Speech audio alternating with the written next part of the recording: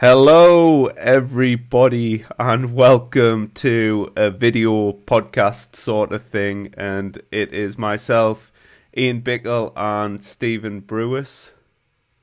Hey everyone. Hey, Stephen. Obviously, we're kind of. By the way, we've got no script. We don't really have an agenda either. We just thought we would touch base with people. Obviously, the lockdown. Happy New Year, everyone. Yeah, Happy New Year. We're under a new lockdown, so we thought we'd put something out there together, and have a chat and a catch up.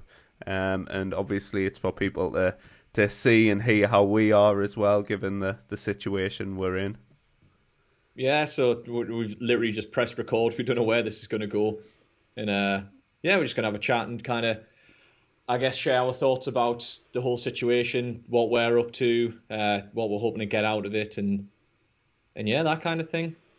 Yeah, So yeah, we could start with maybe a look back. It's been a bit of a crappy. Well, it's been a hard year. yeah, I think looking back to 2020, it's been a challenging year for most business owners. Definitely a challenging year for those in the health and fitness industry. Yeah, But it's kind of frustrating, especially because we know how people are within their fitness, and people like consistency. So for a gym to operate under conditions where it's an open and shut scenario, it's been a bit of a challenging situation from that perspective. Yeah, definitely. I mean, now this is technically our third lockdown. We had the long one early last year, and then we were open for a couple of months, and then we had the 4 week lockdown just before Christmas, and then open again for a few weeks in December to close again just after Christmas was pretty tough. It like you said, it just kind of it knocks all sort of training plans and consistency with training on the head for a lot of people who aren't fortunate enough to have a 9,000 square foot gym in the house. No, not many of us do. It's most of us. Yeah. So yeah, I think that's been hard, and I think for us it's hard because we don't know and we have no idea that these lockdowns and measures are coming. We find out when you guys find out. It's not something that we get any heads up for. Yeah, I think as well the big difference is as well, like the first lockdown, I think it was summer, which was a huge help. It was light, it was warmish, and it was kind of novel as well. It was like totally different. Whereas this one, I think's probably going to be the hardest one. It's certainly the hardest one from a business perspective, from a to be fit perspective.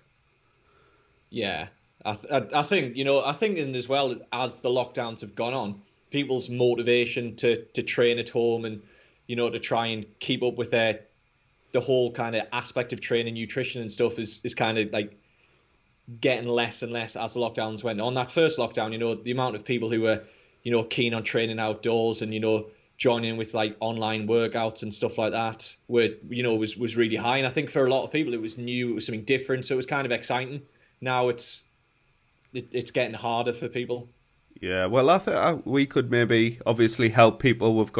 Stephen's got his BrewTube YouTube channel, which is doing the home workouts on, so I'll stick a link in there for people to subscribe. I'm hoping to put some stuff out on Build with Bickle, but of course the challenge for me has been a full-time dad again. I mean, I'm always a full-time dad.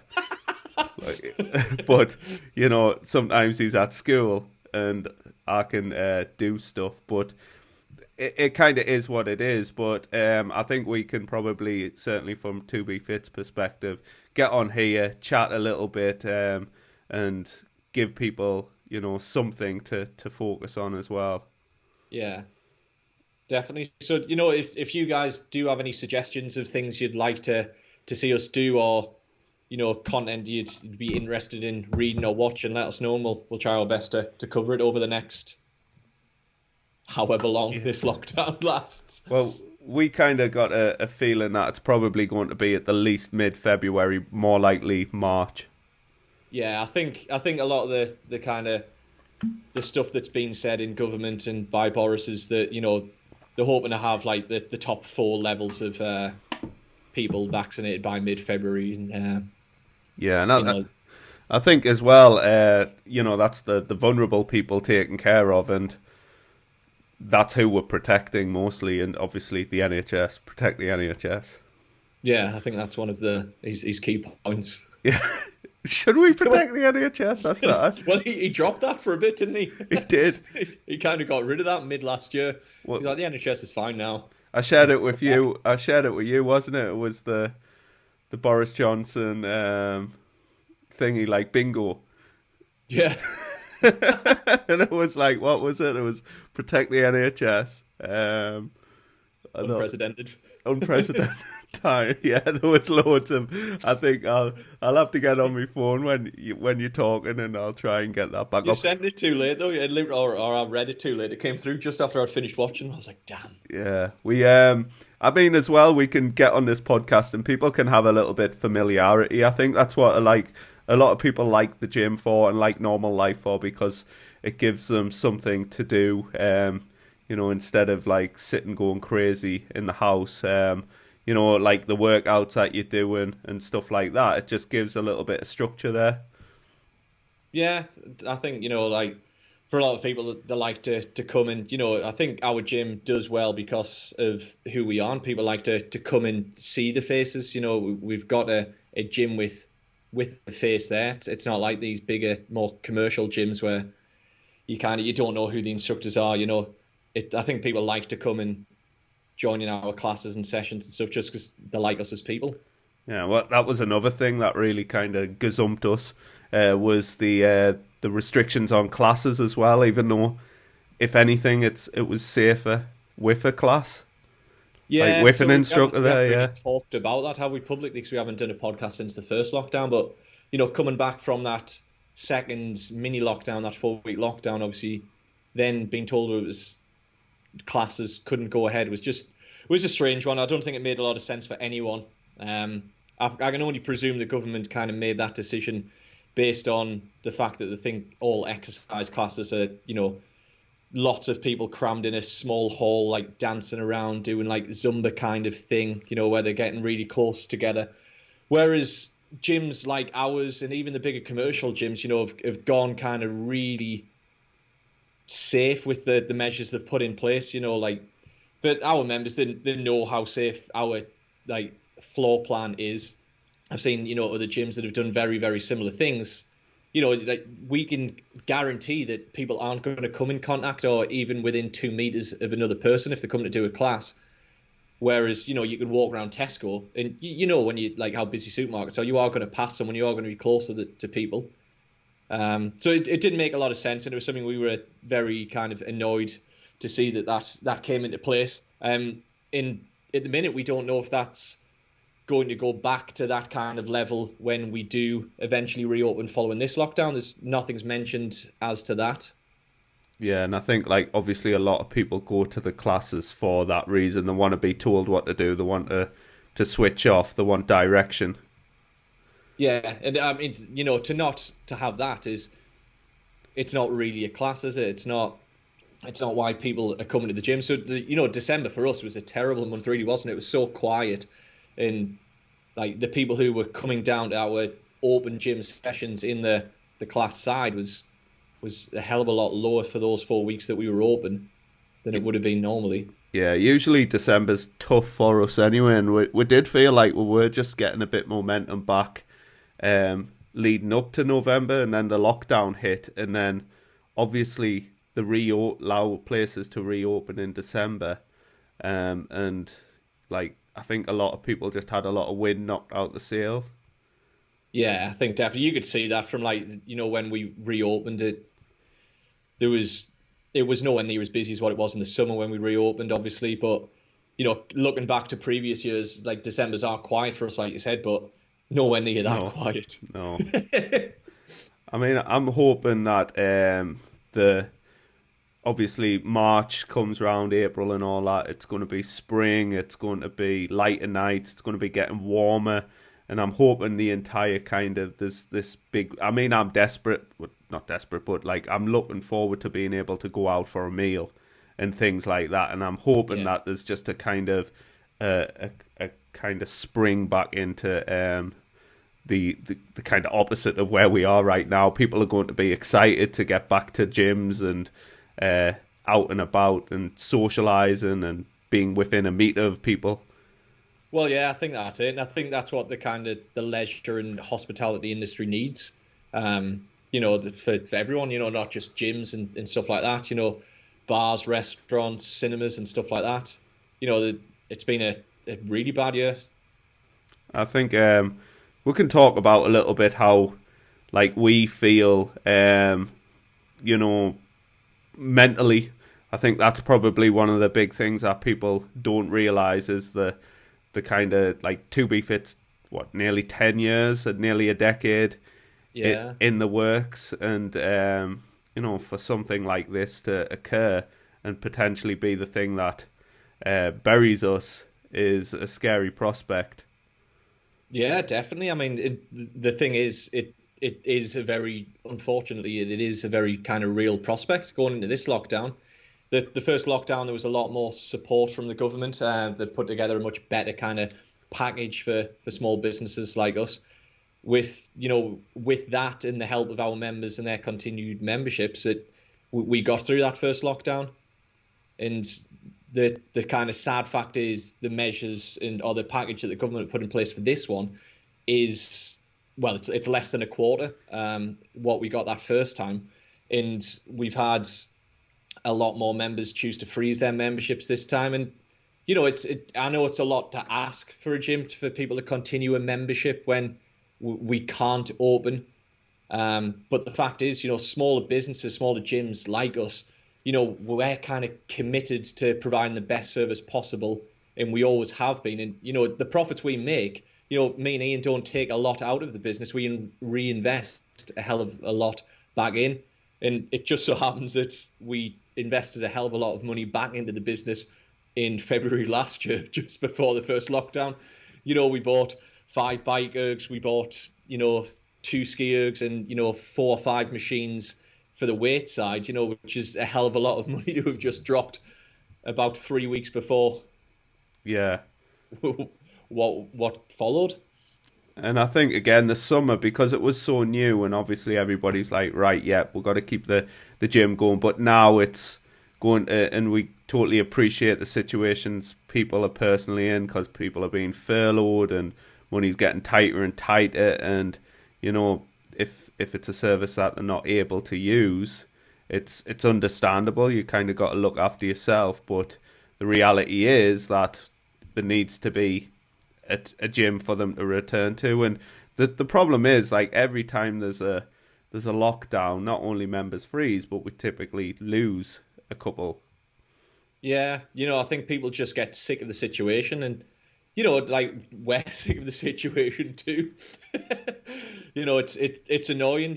Like I said, we don't get any kind of heads up on this, and it is tough, to just kind of feel like you're getting things going again, and then to be told the gyms have got to shut. It is frustrating.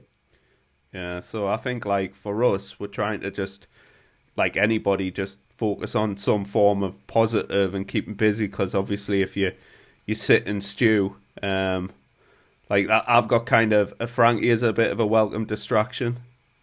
Yeah. And yourself, I've said you could borrow me PS4. Yeah. So Ian texted us last night and he said I can borrow his PS4 to stop me from going crazy.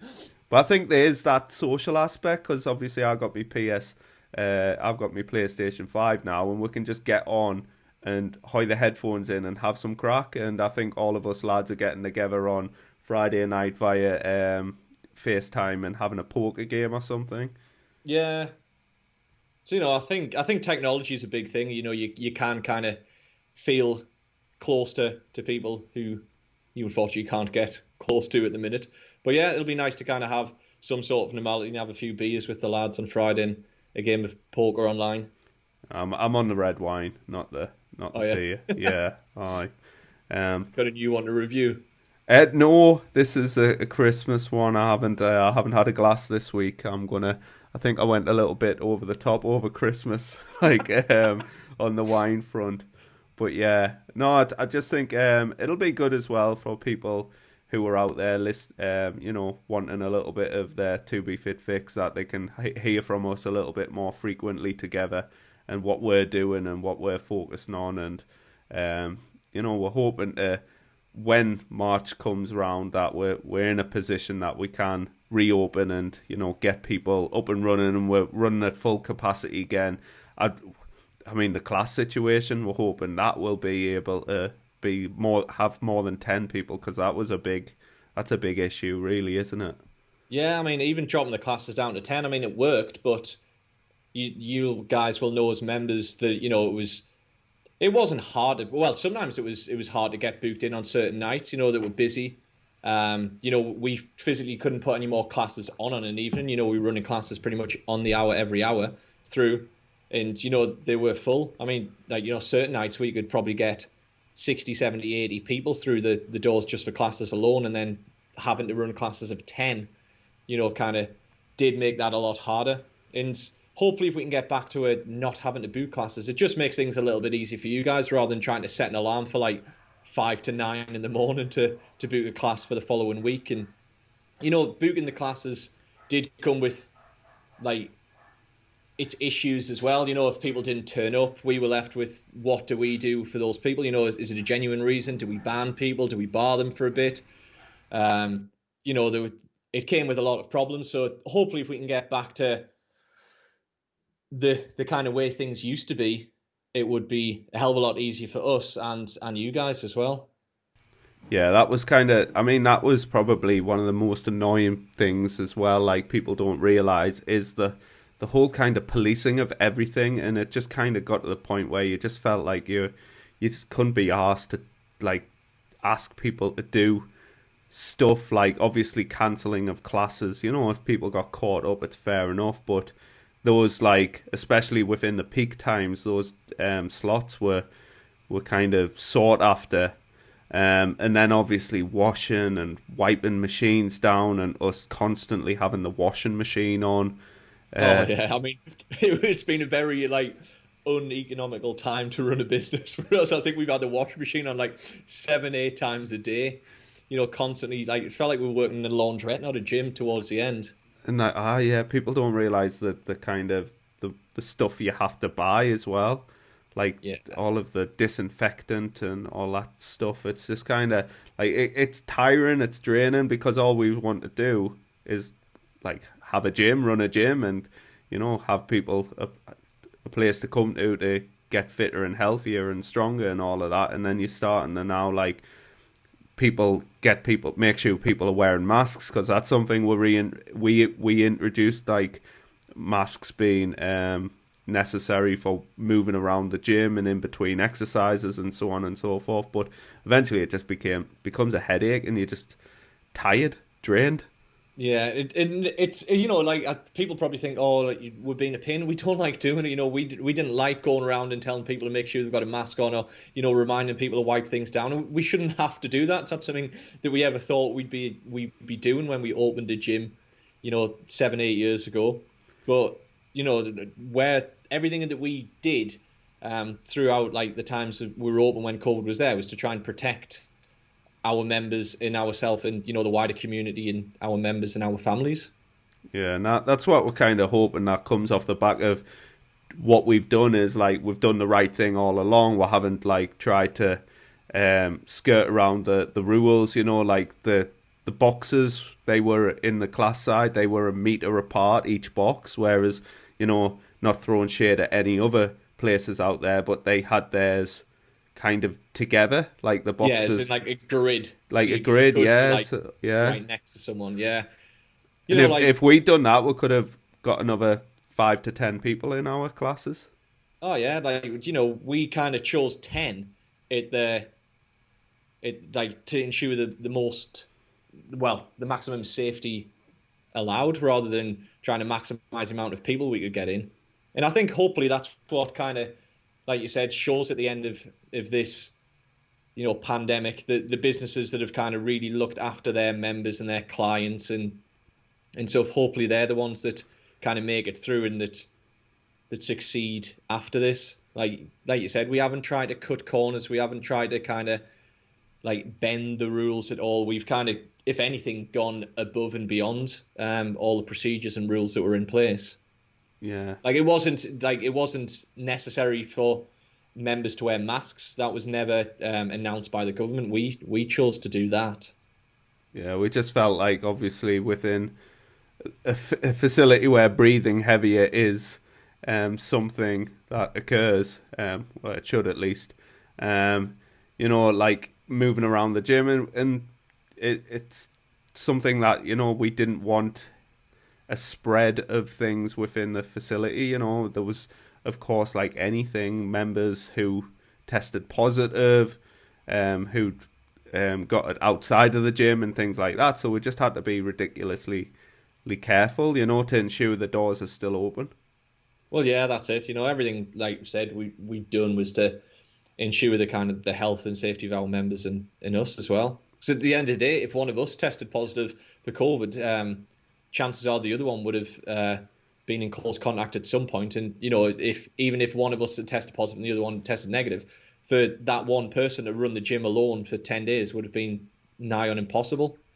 Yeah. And as we said, we just want to kind of use this as an opportunity to just say, hey, this is where we're at, and just be like, we're trying to keep our heads above water and make sure that the gym is there for people to return back to when all of this is kind of toned down a little bit, hopefully. Yeah, I think that's it. We've got to try and do what we can to ensure the survival of the gym. And, again, guys, we thank everyone who has continued a membership and, is contributing to the long-term survival of the gym. Yeah, and like we do hope to see not just old customers returning, but new ones that want to get fitter, want to get healthier in a kind of a nice setting, and a very, like, I don't know, ethical place that is, people focused as opposed to just being a gym. Yeah, I think so. And I think, to be honest, I think following this, there is going to be a big demand for gyms, and there's going to be a big focus of people on health and fitness, because the majority of people have been either working from home or have been restricted. So I think in general, obesity levels and weight gain is definitely going to be a byproduct of lockdowns. My dad just dropped off some mail that got delivered to his house where I used to live before. Just before we came and did this podcast, and he was even saying himself, he said, I was getting ready and some of my shirts and stuff don't fit anymore. He's like, I need to sort myself out. Yeah, I mean, that's, again, I think what I'll be doing from my YouTube channel and things like that is kind of sharing stuff like that, just how to manage weight and all of that other aspects, and obviously from the 2B Fit as well. And we've got yourself doing home workouts and stuff, so just getting people moving and giving them something positive to focus on, as opposed to them just kind of, I don't know, folding in on themselves, which so many people do. It's easy to do, and I haven't worn a smartwatch since probably back end of last summer. After the first lockdown, I kind of sold my Fitbit. I bought a new smartwatch, put it on. I only got it last week. Put it on, and even a day where I'd recorded a home workout and stuff like that, I didn't put it on until late morning, but I'd kind of gone to bed that night and checked it, and I'd done 2,700 steps. Oh, wow. That was a kind of almost like a kick up the arse to me as well. I mean, I've brought one of the bike ergs home. I've been doing stuff on that, but it doesn't track any of that activity. I quite often do 45 minutes to an hour on that, but I can get off there and it says I've done no steps at all. But that for me, that's been a bit of a kick up the arse to being right, I need to get out, I need to move around a bit more. So I'll always preach to people, keep an eye on your daily activity and your step counts and stuff like that. And it's something that through lockdown is just kind of reduced for me. And starting wearing a smartwatch again has just reminded us that, or shown us how easy it is to do little, I guess. Yeah, and I mean, you have got a new dog. I do have a new dog, but which miraculously is lazier than the other one. So like you're probably doing less steps now because of the dog situation. Yeah, that's been a challenge. Yeah, but I mean that's a good thing. Something positive, really, having Winston. Yeah. So 2020 brought me a new child. Yeah, Dog. dog, child. To be fair, I think your bulldogs are harder work than Frankie. Yeah.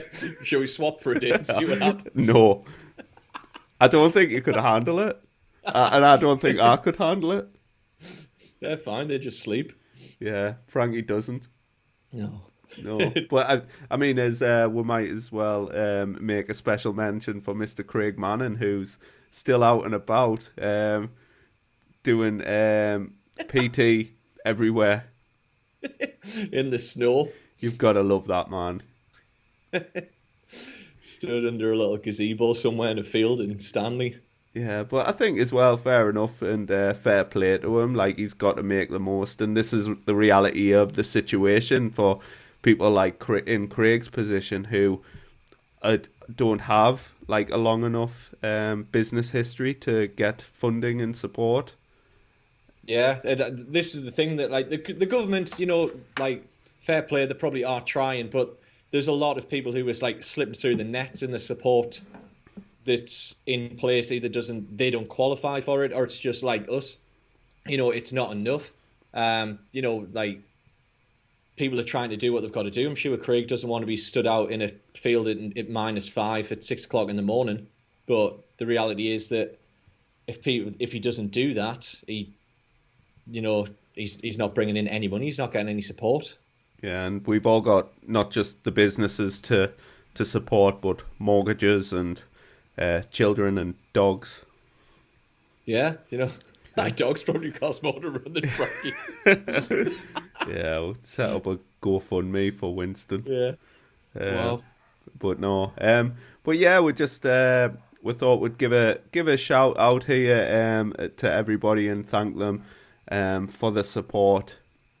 We understand the situation the entire world's in, and we do hope we do see everybody off the back of it. But yeah, have you got any closing words you'd like to say, Stephen?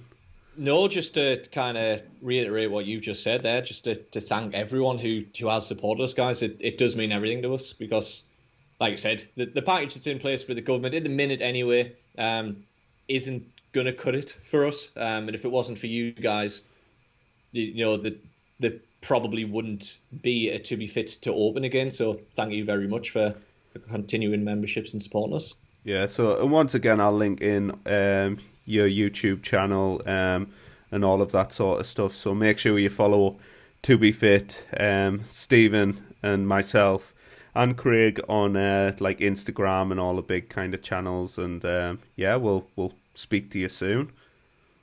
Yeah, we will catch you. We'll try and do another one in a few weeks and update you on what we're doing, and hopefully we have some sort of update on the situation and idea of what's happening. Cool. Goodbye.